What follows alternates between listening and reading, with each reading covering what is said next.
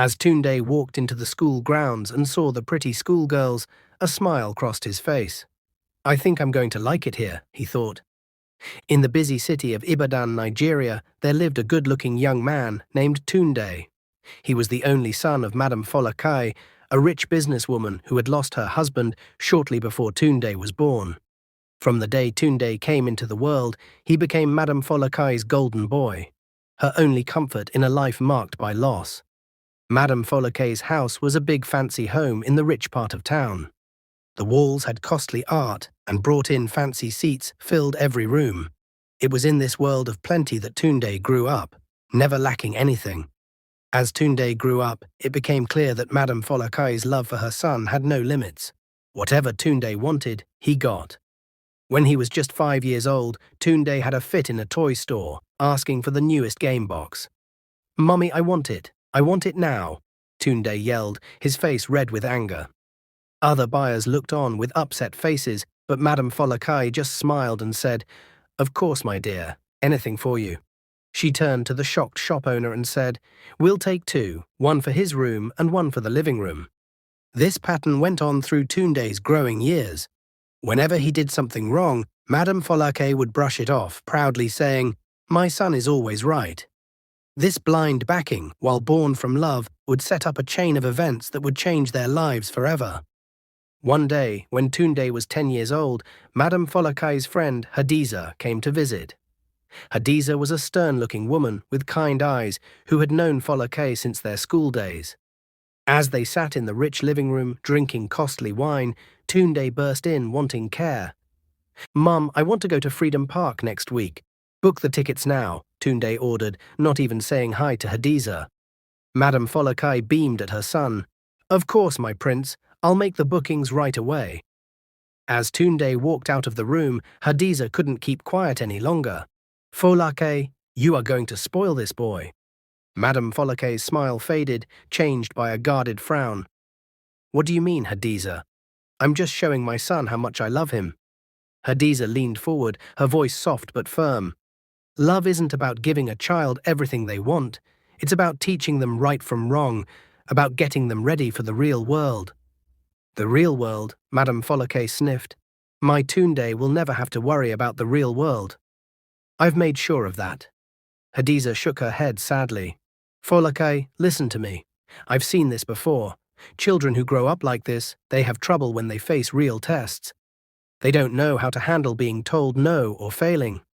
But Madame Folakai, like she had done with many others who shared the same worries, brushed off Hadiza's words. "Nonsense. My Tunde is perfect just the way he is. He'll never have to face failure because I'll always be there to make sure he wins." Hadiza left that day, her heart heavy with worry for both her friend and the young boy who was being set up for a hard fall. Little did she know that Hadiza's words would come true sooner than anyone could have thought. When Tunde was 20, Madame Folakai came home one day to find her house helper, Funmi, crying hard in the kitchen. Funmi was a young woman from a poor family who had been working for Madame Folakai for about a year.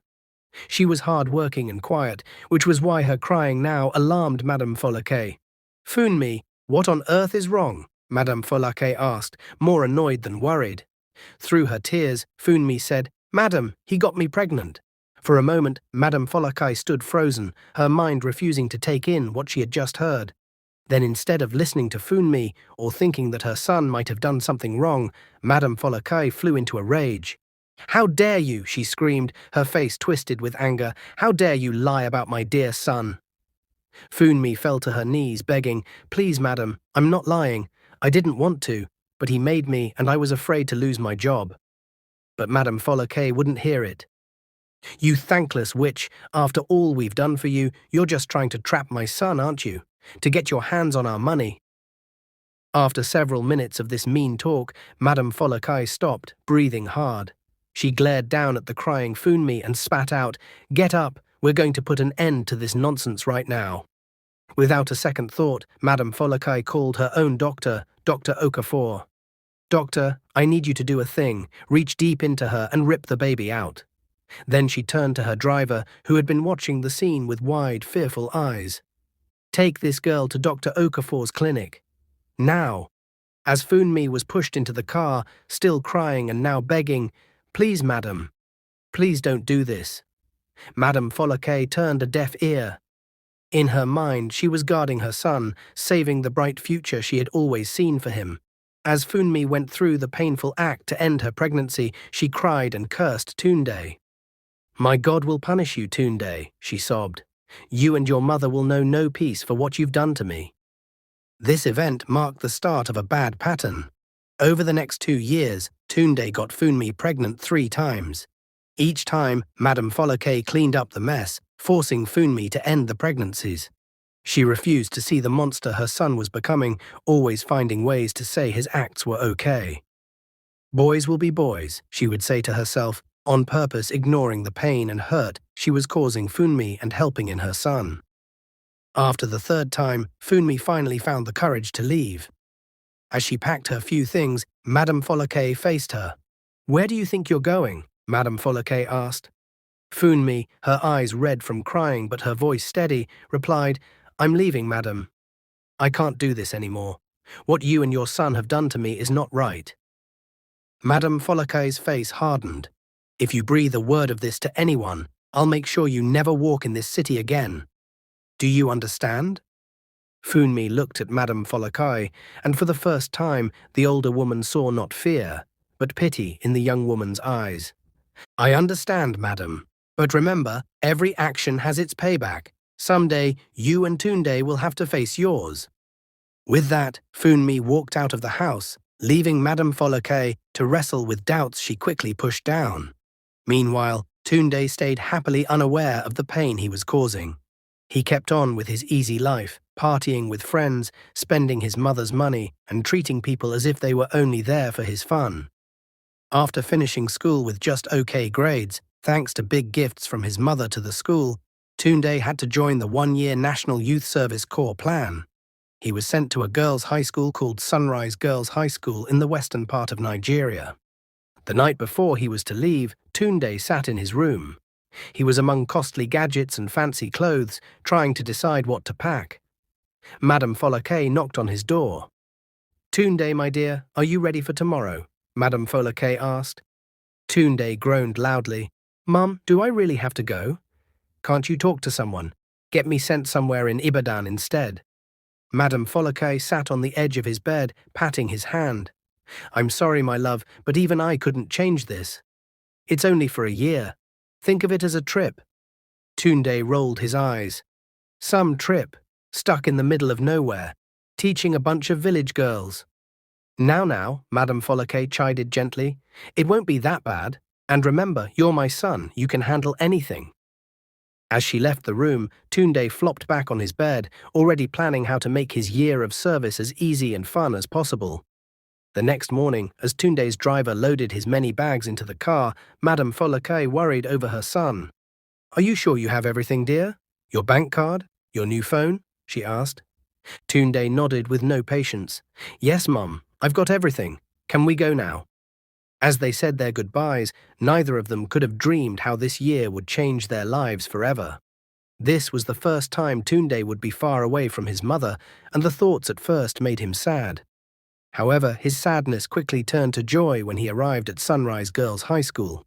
As Tunde walked onto the school grounds and saw the pretty school girls, a smile crossed his lips. "I think I'm going to like it here," he thought to himself, already plotting his next win. The school head, Mr. Adebio, a stern-looking man in his 50s, welcomed Tunde to the school. "Welcome to Sunrise Girls' High School, Mr. Tunde. I trust you'll find your stay here both hard and rewarding," he said. Tunde put on his most charming smile. "Thank you, sir. I'm looking forward to making a good change." Mr. Adebio nodded with approval, not aware of the thoughts running through Tunde's mind. "Great, let's get you settled in, and then I'll show you to your class." After the needed paperwork was done, Mr. Adebio led Tunde to his assigned classroom. "You'll be teaching science to our senior girls," Mr. Adebio explained. "It's a key subject for their final tests, so we're counting on you to get them ready well." Tunde's eyes lit up at the news. Science was a subject he knew well from his school days, and the thought of teaching it to senior girls only added to his joy. As they entered the classroom, 30 pairs of eyes turned to look at them. Mr. Adebio cleared his throat.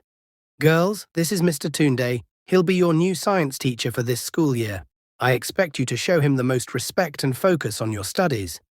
Tunde looked around the room, noting the admiring glances from many of the girls.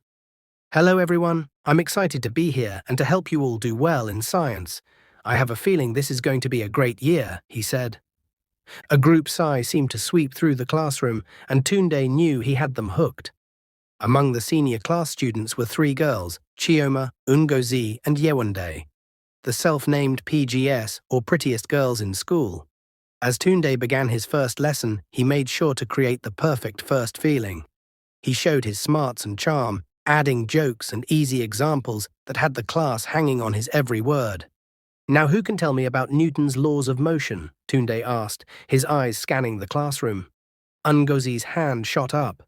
Sir, Newton's first law says that an object will stay at rest, or in a straight line, unless pushed by a force. Tunde's eyes locked with Ngozi's. Great, miss. Ngozi, sir, she replied, a shy smile playing on her lips. Well done, Ngozi, Tunde said. It seems I have some bright students in this class.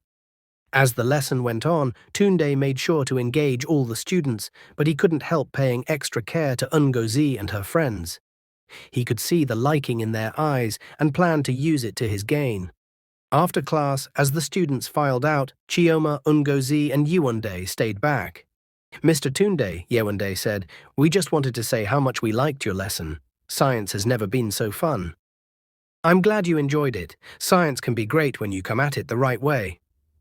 We were wondering, Chioma chimed in, if you might be free for extra teaching. We want to make sure we're fully ready for our tests. Tunde acted like he was thinking for a moment, though inside he was thrilled at the chance. Well, I suppose I could make some time for good students. Why don't we talk about it more after school tomorrow? The girls nodded eagerly, sharing happy glances. As they left the classroom, Tunde couldn't help but feel a sense of win. This was going to be easier than he thought. Over the next few weeks, Tunde's fame as the coolest teacher in school grew. Students looked forward to his classes, and his good looks and charm were the talk of the school. But it was the PGS, Chioma, Ngozi, and Yewande, who truly had his care. Tunde became the girls' favorite teacher, giving them high marks in his subject. One day after class, Tunde called Ngozi to stay back. As the other students filed out, Ngozi walked up to his desk, her heart racing. You wanted to see me, Mr. Tunde? She asked, trying to keep her voice steady. Tunde smiled, his eyes moving over her face. Yes, Ngozi. I wanted to talk about your last test. You've improved a lot. Ngozi beamed. Thank you, sir. I've been studying hard. I can tell, Tunde said, standing up and moving closer to her. You know, Ngozi, you're one of my smartest students. I think you have a real future in science if you want it. Ngozi blushed, looking down at her feet. You really think so, sir? Tunde reached out and lifted her chin gently, making her meet his eyes. I know so, and please, when we're alone, call me Tunde. Ngozi's breath caught in her throat. Oh, okay. Tunde. Just then there was a knock on the door. It was Mr. Adebio, the head. Ah, Mr. Tunde, he said, looking between Tunde and Ngozi with a slightly furrowed brow. I hope I'm not stopping anything. Tunde stepped back smoothly. Not at all, sir. I was just giving Ngozi some extra boost. She's shown great growth. Mr. Adebio nodded, though his eyes still held a hint of doubt. I see. Mr. Adebio turned to Tunde. Mr. Tunde, I must say, the growth in our students' science scores is great. Whatever you're doing, it seems to be working. Tunde smiled with trust. Thank you, sir. I believe in making the subject fun and easy to grasp. As Mr. Adebio left, Tunde smirked to himself. If only the head knew what he was really up to. Meanwhile, Chioma, Ngozi, and Yewande were huddled in the girls' bathroom, whispering happily. Did you see how Mr. Tunde looked at me in class today?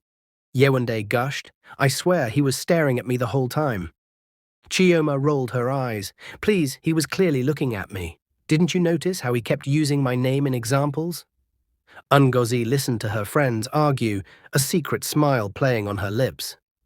If only they knew about her private moments with Tunde. As the weeks passed, Tunde's wrong acts grew worse. He began offering private teaching times to the PGS, using this time to flirt and make soft moves, all thanks to their career-minded parents.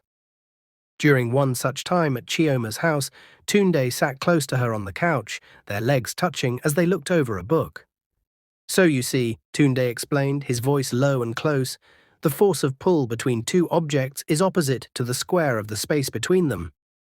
Chioma nodded, trying to focus on the words, but distracted by Tunde's nearness.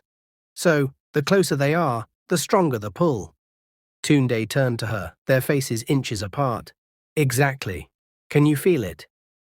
Chioma's breath caught. I think so.